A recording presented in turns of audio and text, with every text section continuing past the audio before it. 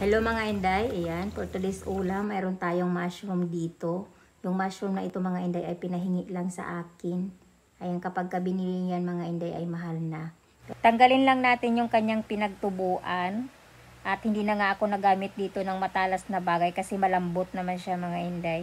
Yan lang yung aking tinatanggal at hinihimay-himay ko nga ito.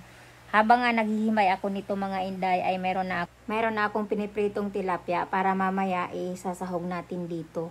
Masarap to mga inday, lutong Ilocano. Ang tawag dito ay diningding. Tawag naman sa amin ito mga inday ay utan. At ang tinitimpla lang nga namin dito ay asin lang at wala nang iba.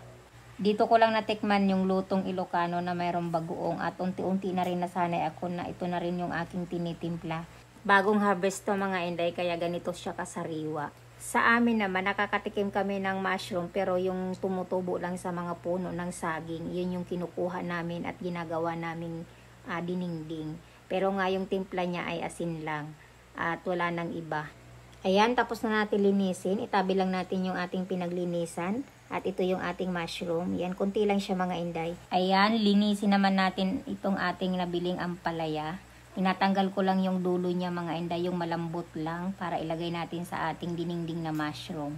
At ayan nga, tapos na natin linisin yung ating ampalaya. Dito naman tayo sa adobong manok. Siyempre, igigisa na natin yung ating manok. Mayroon dito na akong nahiwang bawang, sibuyas at luya.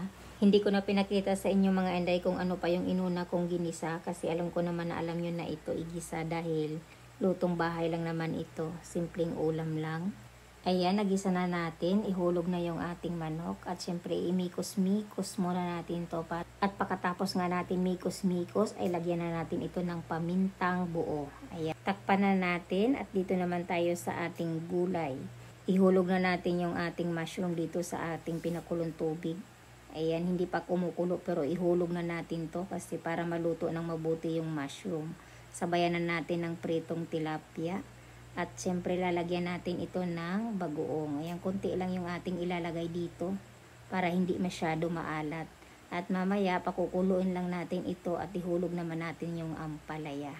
Ayan, antayin lang natin na kumulo ito at maluto ng mabuti. Kasi kailangan maluto ng maayos yung ating mushroom.